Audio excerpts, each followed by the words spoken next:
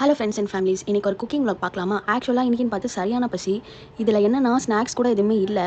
சரி அப்படியே அம்மா கூட ஹெல்ப் பண்ணி கொஞ்சம் ஃபாஸ்ட்டாக சமைக்கலான்னு முடிவு பண்ணிட்டேன்.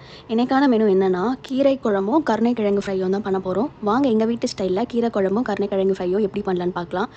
ஃபஸ்ட்டு ஆயில் ஆட் பண்ணி ஜீரகம், ஆனியன், லைட்டாக கல் உப்பு போட்டு கொஞ்சம் மிக்ஸ் பண்ணி விட்டுட்டு கலர் மாறினதும் டொமேட்டோ, சில்லி, கார்லிக்கு, மஞ்சத்தூள் ஆட் பண்ணி மிக்ஸ் பண்ணிவிட்டு கொஞ்சமாக புளி ஆட் பண்ணி மிக்ஸ் பண்ணிவிட்டு லைட்டாக குக் ஆனதும் அரைக்கீரையை ஆட் பண்ணி 5 மினிட்ஸ் அப்படியே குக் ஆனதும் கேஸ் ஆஃப் பண்ணி விட்டுறணும்.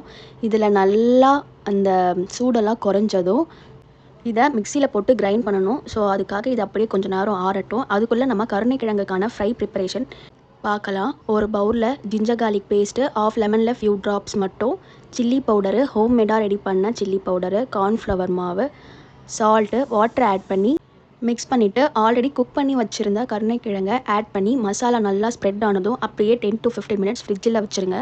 அதுக்குள்ளே கீரையும் ஆல்ரெடி சில் பண்ண வச்சுருந்தோம்ல, அதுவுமே லைட்டாக கூல் ஆயிடுச்சு.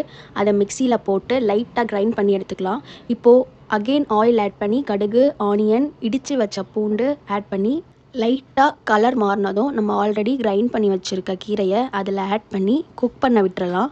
இது நல்லா குக் ஆனதும் இப்படி பபிள்ஸ் வரும். அப்போ தான் நம்மளுக்கு அந்த பச்சை ஸ்மெல் போகும்.